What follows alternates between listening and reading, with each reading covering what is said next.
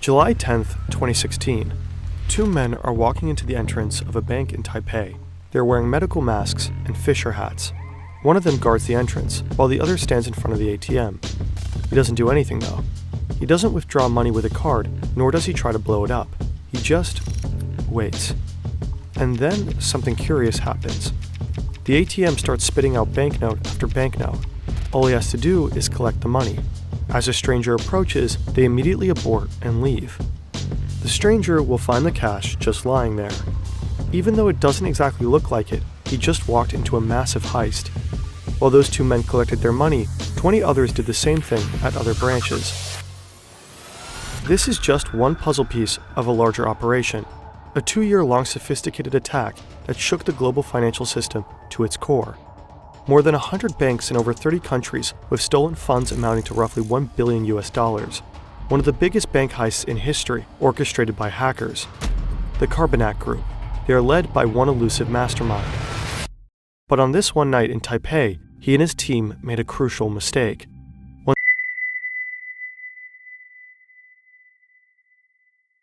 Every day, one that they will pay a heavy price for. Carbanak was a game changer, I think. Poof.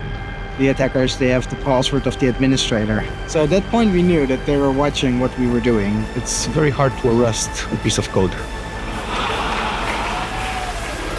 The actual events of this hack are known, but the names of the attacked banks and involved employees were never disclosed. So to tell this story, we created Maxim. That's him. The actual events of this hack are known, but the names of the attacked banks and involved employees were never disclosed. So to tell this story, we created Maxim. That's him. It's the 8th of April, a regular Tuesday. He works in a Ukrainian bank. He's a well-respected employee, but he has a bad habit of not installing his Windows updates. As he sips his coffee and thinks about the receptionist he has a crush on, an email from his colleague pops in. It's from Sergey, his coworker. The mail has a Word document attached. It translates into Compliance with Federal Law 115, dated 21/7/2014. Sounds important enough. Maxim clicks on it. He reads it, closes it, and continues his very ordinary workday. A few months later, Maxim is sitting in a meeting. His boss seems distraught. Some of his bank's ATMs started spitting out banknotes at seemingly random times of day. It seems like whoever was lucky enough to show up at the right time could just grab the money. The bank might be the victim of a cyber attack. The employees should act cautious and avoid suspicious emails. Emails, meetings, stress, colossal hacks. For many, it's the same story every. What if you want to throw in the towel and build something of your own? Odoo is an all-in-one platform that gives you everything you need to manage your business. You don't need any tech skills. Honestly, you can be a complete beginner. With Odoo, you can create a sleek website and launch your dream project in no time. It's just 4 simple steps. What kind of website do you want? Define the field of activity and the objective. Choose a color palette or insert your logo. What pages or features do you want? Pick your favorite theme from the wide range available. Odoo's AI does the rest. Then you can easily customize your site, drag and drop blocks whenever you need them. Use built-in ChatGPT to help you write engaging copy. Odoo can also handle translations if you want your site to be multilingual. Odoo's first app is free for life with unlimited hosting and support. They even give you a free custom domain name for 1 year on top. If you're ready to scale, Odoo offers a range of other powerful applications to optimize your business. Visit fern.deal/Odoo15 now and start building your own websites for free. The bank hired Kaspersky to investigate their problem. Suddenly all your ATMs are empty. You know that something had happened. This is Jort van der Wiel. He was part of the team on the case. He checks the hard disks of the affected ATMs for malware and finds nothing. Not one suspicious activity, not a single trail to follow. A few months later, van der Wiel gets a call in the middle of the night. It's 3 a.m. It's an account manager working for a large Russian bank. He says van der Wiel and his team need to call his IT guy ASAP. A couple of minutes later, one of van der Wiel's Kaspersky coworkers shows up at a bank in Russia. The IT guy on the site is panicking. Someone has gained control over their domain controller. That's the heart of their server network. If you control the domain controller in a Windows environment, you basically control everything. And without a good reason, it's sending data to China. The Kaspersky specialist starts to look for malware right away. Eventually, he finds a software that lets you watch and control a computer remotely. Could it be that the intruder is watching them right now? He has an idea. He opens a Word document and writes the Russian word for hello. They wait for a few minutes. nothing happens. Then, suddenly, the cursor moves, and letters appear. The hacker answered. He adds, in Russian, "You will not catch us." To which the Kaspersky employee replies, "We will catch you." "No, you will not catch us." Okay, it's on.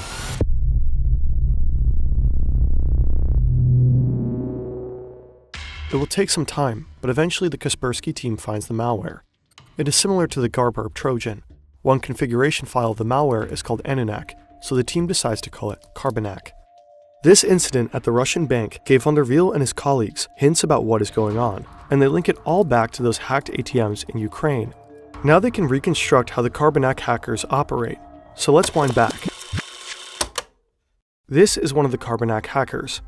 Again, it's the 8th of April, 2014. He already got into Sergey's email account, but he wants access to Maxim's computer. So he sends out this email with that attachment. The Word file exploits vulnerabilities in Microsoft Word to download malware that contains a backdoor. The hacker now has remote access to Maxim's computer. Next step, gain access to the whole network, and he knows exactly how to do it. The hacker installs a specific software on Maxim's computer, which slows it down, which in turn frustrates Maxim, so he calls IT to come by and check. By the time the IT guy comes over, the hacker has installed a keylogger. This way he will be able to see everything one types into Maxim's keyboard. The IT guy starts to investigate. To do so, he needs to type in his admin password, and bingo. The hacker got the admin's password. He tries it out on the domain controller, and yep, it's the same.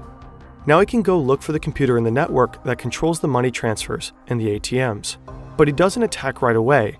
Instead, for months he silently observes the employees managing the transactions. Once he fully understands the process, he proceeds.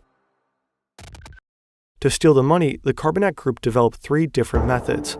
One way is to transfer money from so-called transaction management accounts to their own accounts. To avoid suspicion, they raise the balances by the stolen amount beforehand, keeping the total unchanged. Since banks check accounts only every 10 hours, the transfers go unnoticed. Another way is to take control of specific ATMs to let them spill out banknotes right into the hands of money mules.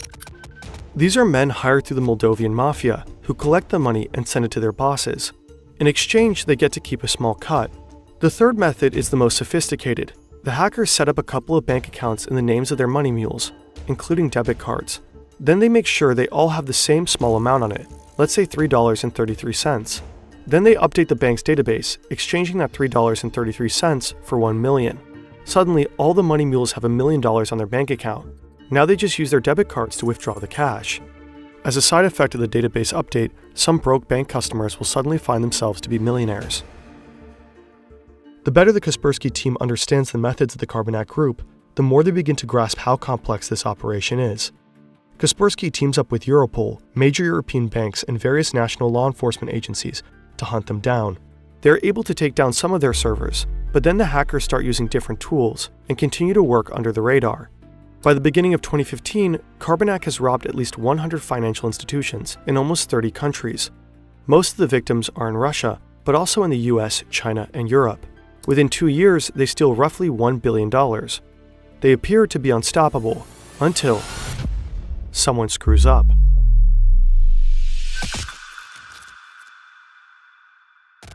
The first bank reported that over 70 million NT dollars was withdrawn illegally. The withdrawals were made in both Taipei and Taichung across 34 ATMs and 20 branches. In July 2016, Carbonac attacks the so-called first bank in Taipei, but the Taiwanese police are quick on their feet.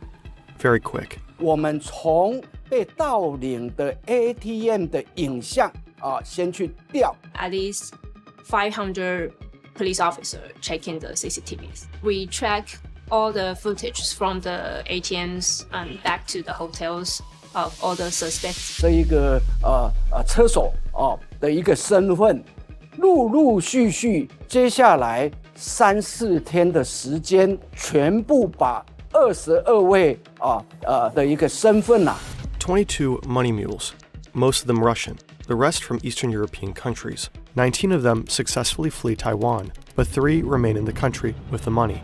Their faces are all over the media. To escape, they have to get rid of the money somehow. One of them hides 2 sports bags with some of the money at the Donghu Park. He then flees to Yilong County, and hides there. But he is caught and leads the police back to the sports bags. But instead of 2, there is only 1 left. An elderly man found one of the bags and took it home. He probably think that was fortune from God. The police seize the second bag and search for the other money mules. A man called Bobby hides the rest of the money in 2 suitcases and stows them in 2 lockers at Taipei Central Station. Shortly after, 2 other men from Eastern Europe arrive in Taiwan and collect the suitcases from the main station. They go to a hotel to have brunch. As they sit down, they're interrupted by the police. Put down the knife, your fork, stay calm, don't move. It's not an election with us, such a shame. They ask the men to take them to their hotel room. Сколько у вас человек всего? Здесь нас двое. Нет, целая группа. Чего группа? Вот это преступление. In their hotel room, law enforcement finds banknotes that are worth roughly 1.5 million US dollars. The Taiwanese police managed to recover 90% of the stolen money. The 3 money mules are sentenced to a little over 4 years in prison. These guys are just low-level operatives. But on the phone of one of the men, the Taiwanese police find pictures of stacks of money in various currencies. They also find emails from the suspected head of the Carbanak Group.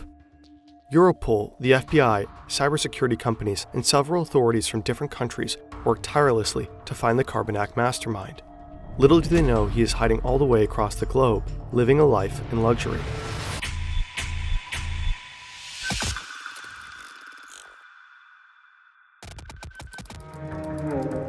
March 6, 2018. This is Dennis. He's Ukrainian, but now he lives with his wife and son in Alicante, Spain. He's a rather private person. He doesn't really leave the house. Right now, as per usual, he's coding new malware. He's one of the best of his trade. To keep a low profile, he does most of his spending in Bitcoin. At the time, he's worth 15,000 Bitcoins. In 2018, that was worth roughly $162 million. Today, it would be more than $1 billion. But there are some things that Bitcoin can't buy. Not a lot of car or house sellers like to be paid in digital currencies. So he needs to use real money to buy these, which leaves traces. This is what tipped off the police. They start to follow the money and eventually realize who he is. His laptop is still on and unlocked. The forensic team immediately starts to collect evidence. The authorities will seize 2 BMWs and jewelry, valued at $500,000, and of course, his Bitcoins. But the vast majority of the stolen $1 billion remains missing to this day. Dennis K. may have been the mastermind behind the Carbanak operation, but he certainly didn't work alone. We think that it was quite a big team, at least between 10 and 30 people altogether that was able to pull this scheme off. You can find the same piece of code being used by different groups. And it's very hard as a security researcher to know the difference which group is using what code, because the code is very similar. It's very hard to arrest a piece of code. In late 2018, 3 Ukrainians were arrested who were allegedly involved as well. The Carbanak malware still exists today. The hackers who use it go by many names: Fin7, Joker's Dash, Carbon, and Cobalt Spider.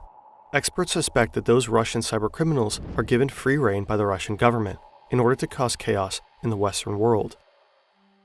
Maxim's bank lost millions. As we know now, this could have easily been avoided. The Carbanak Group exploited a vulnerability in Microsoft Word, one that had already been fixed 3 years prior, but Maxim was too distracted to install those Windows updates. So make sure to keep your systems up to date. It could save your